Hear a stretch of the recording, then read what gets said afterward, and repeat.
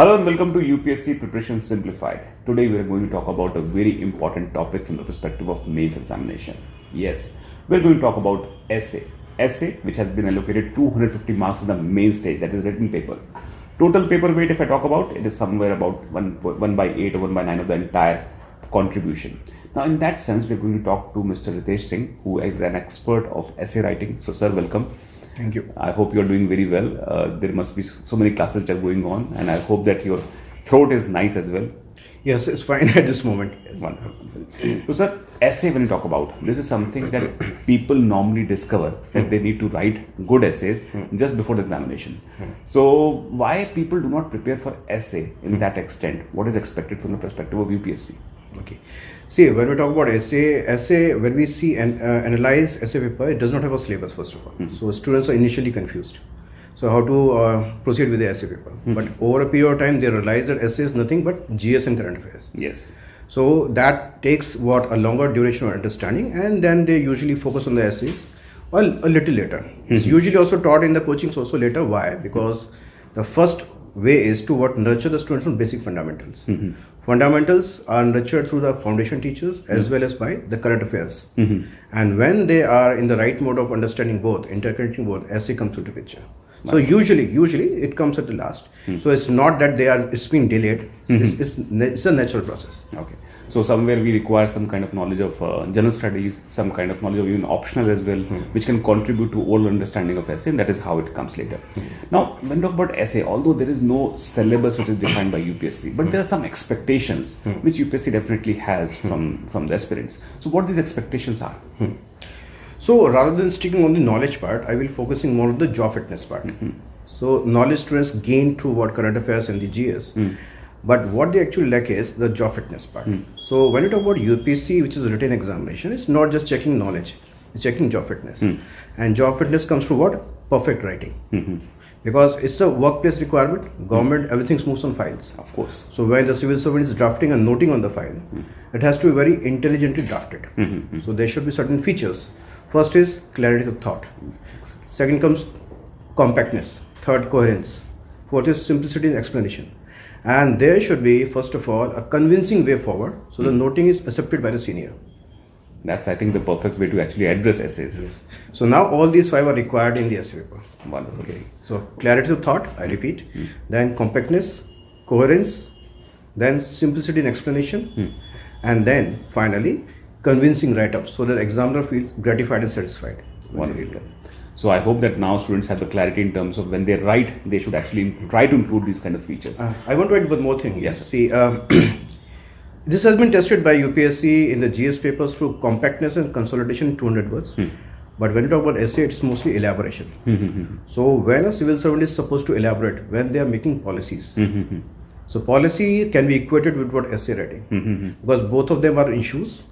The purpose is to upgrade the society, analyze the society, find the factors involved, identify the cons, and design solutions. So essay is basically policy making. So the UPSC is checking policy making mindsets. And then exactly is the job fitness. Job fitness part. Okay. Now let's deal a little further, and I will bring some queries which I also get at some point of time. There are people who are scared of essays, specific type philosophy essays. So what is the right way to approach philosophy essays? If we do not feel very comfortable, should we avoid them altogether? What is your suggestion? See, we cannot avoid first of all philosophical essays, because when you see both the sections of the essay paper, one section definitely will be having all the philosophical essays. And last year there were 5 philosophical essays out of 8. Yes, so there was an intrusion of one extra essay in the second part. Yes. So we cannot avoid first of all. Secondly, when we talk about philosophical essays, the first thing that the students do in the form of mistake is they try to write an abstract essay in an abstract form. So here the purpose is, see, any thought, any quote, any idiom given by any philosopher, thinker, or maybe political leader, they have observed the society, then that quote emerged. So that means it can be applied in the society. So always convert the philosophical topic into applied topic. Okay. The first requirement. Okay. Second is, let me connect this with the last year's essay topic. There was a topic that life is a journey between human being and being human.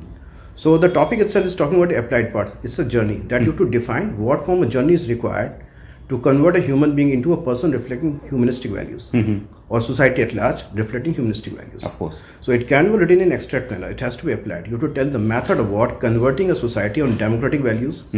See, what are those humanistic values? These are reflected in the Constitution of India. Okay, or maybe Universal Declaration of Human Rights, or maybe Sustainable Development Goals. Of course. So you have to tell the method of converting these in the mindsets of people, so that the people themselves promote all these values in the society, and become more humane in approach. So abstract essays, philosophical essays to be converted to application. Wonderful. Now there is one more point that keeps on popping up. So people feel that they want to start an essay with a quote, and at times they take quotes of very random people as well. So do you think it is advisable to start with a quote if you're not comfortable with that idea, or is it necessary to start with a quote? So instead of talking only about the quote, let me talk about the best way of introduction. Yes, that would be wonderful. So see, we are only inspired to see a movie when we see a very catchy trailer. So the introduction should be like a very catchy trailer, inspiring the examiner to read the entire thing. So that trailer should be having various features. For example, 3 things should be there. Decoding the meaning of the topic in simplified words. Of course. Then amplifying the meaning by using a quote, or maybe live example from the society, or maybe an anecdote. And then finally, if the topics are mostly problem based, they will be requiring solutions. So also hinting in the introduction what guidelines you will be following to apply the solution to the main body. So 3 things I repeat. First will be the decoding the meaning, amplifying the meaning by using a quote, story, examples, and using certain guidelines. Of course. And guidelines I talk about the same: Constitution of India, SDGs, and then UDHR, Universal Declaration of Human Rights. Apart from that, we can also add, say, DPSP or DPSP, and yes, human rights as well. yes, Constitution of India. Yes. Now, one more thing, when we talk about specifically quotes, so first of all, quotes should be avoided in a topic which is itself a quote. Okay, yeah, that's very important. Yes. Initially, yes, because the purpose of giving a quote to a UPSC student is decode the meaning first. So you are not going to reply a quote with a quote. But quote definitely can be started in case if this is a general topic like women empowerment topic, social justice, economic justice, environment. So there can be various quotes. Of course. Best way is filter 25 to 30 quotes, 5 each on what social justice, empowerment issues, environment issues, governance issues. 25 quotes are more than enough to be quoted anywhere. So 25 quotes can be retained by any student writing mains examination. So that's the way forward. There is one specific question which I received from one of my mentees. This person said that I cannot recall the complete wording of a quote. I have a fair idea that this is what 70 to 80% quote is, but rest of the part I'm not clear. Should I use it as a quote and giving the name of the person who said that, or should I avoid it altogether? See, when there are problems with retaining the quote, then it should be avoided. Okay. Because see, it was given by a certain other person, it's not your opinion. So if you are quoting somebody else's opinion, that should be fully reflected there and fully written there. So we should be very sacrosanct with the words yes, the particular yes, quote yes. is. But what I expect is the student writing the mains examination, they are very intelligent enough, they can retain the quotes. Of course they can. Now, one thing is that when we are preparing for essay or when we are going to write an essay, there's a lot of importance which is given to rough work. So, while we are going to write essays, how should we actually plan our rough work as well? Can you suggest some structure by taking some example as well? So, when I talk about the rough work, yes. For example, rough work is required by, first of all, the issue of time management is there. So, time management is also part of job fitness. Okay, so let me talk more on time management first. When the 2 sections are there and you have to opt for 2 essays, so now it's a difficult task to manage the time because 90 minutes for each essay. So that has to be what, so UPSC is not looking for your replies, it's looking for a response. So response is to be very planned. So 90 minutes, first 10 minutes you should be visualizing which should be the points that you should be mentioning for detailed explanation. So for that there are margins. Yes, in the margins what you can do is, as we cannot write in the margins, but we can use a very light pencil initially, and definitely jot down the points. Sequence them properly 1, 2, 3, which to be explained first in a proper sequencing method. And then once we are done, yes, cross check whether we have covered all the points and then rub them off. Yes, so that's the way you can manage. 10 minutes for planning and 80 minutes for writing. Okay. So that's the time management aspect. That's the time management. Now, I have seen some of the copies of essays which students submit, and there are few things which I have seen that feel like you should not do that, like striking it off or rubbing it again and again, whatnot. So what, according to you, are do's and don'ts of essay writing? So first of all, when you talk about there are doubt whether we will be using what more diagrams, more flowcharts, or Yes. more paragraphs of the points. Yes. So there are different ways of drafting different things. So when the people move in the government, so there are orders, circulars, there are manuals, there are reports. Okay, so all these are drafted in different manner. So when you talk about essay, first of all, what is an essay?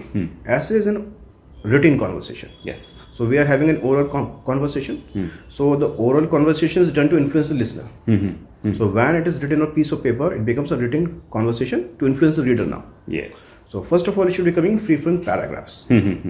Secondly, when we are talking about the flowcharts or the pictographic representation, maybe one or two can be used in between.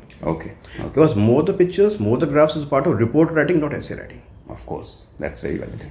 Okay. Third, what we when you talk about the writing part, yes, there are issues. Yes, I have also seen certain essay papers of the students where the students start very beautifully, and when the time catches hold of them, so they tend to lose control over their hands and they start designing snakes also. Yes. So first of all, we should maintain the quality of writing everywhere. So that will only be coming through planned writing and more practice. Of course. Okay. Even there's issues of what maybe certain students struggle to write horizontally also. Yes. They start horizontally and they slide down or they move up. Yes. So horizontal writing is also required. Okay. So and then many times students are confused whether they have to use very difficult words, jargons. Yes. May not be. Maybe avoid it. Because again, the workplace requirement. When you are drafting noting on the file, it should be understood by everyone. By your subordinates, by your peers, by your superiors. You are not supposed to show the Queen's English there. Of course.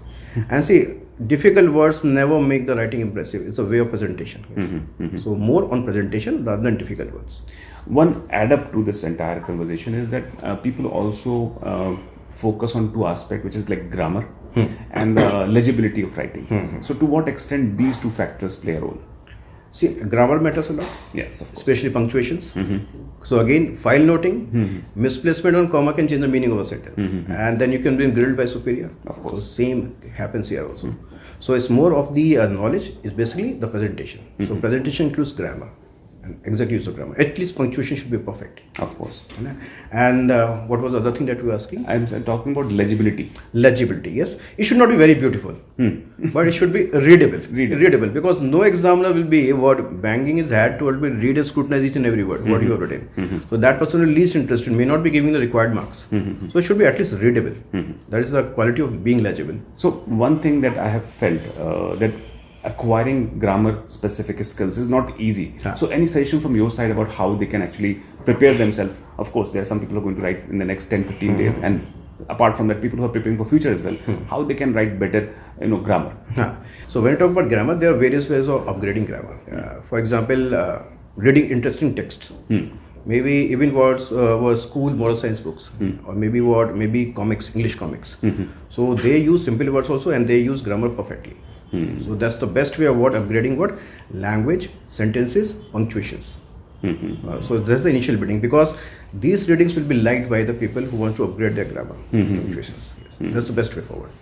I think you have already given us a lot of points to ponder about, and I hope that this particular session will help the people who are going to write mains now. And of course, all those people who are preparing for future, they must be getting a lot of idea about how they can improve their essay writing skills. And trust me, essay is very important if you want to score top ranks. People who do well in essay and optional subject actually ensure that they will be in the top ranks. Performance in GS is somewhere, if you look into the score of top 1 to maybe 50, the performance of GS is more or less same for all of them. So this is something very important. Now we are bringing this series to you so that you have complete information about how you can prepare for the UPSC examination. If you want more inputs like that, please stay tuned. For the entire team of RAU'S, we wish you all the very best. Take care.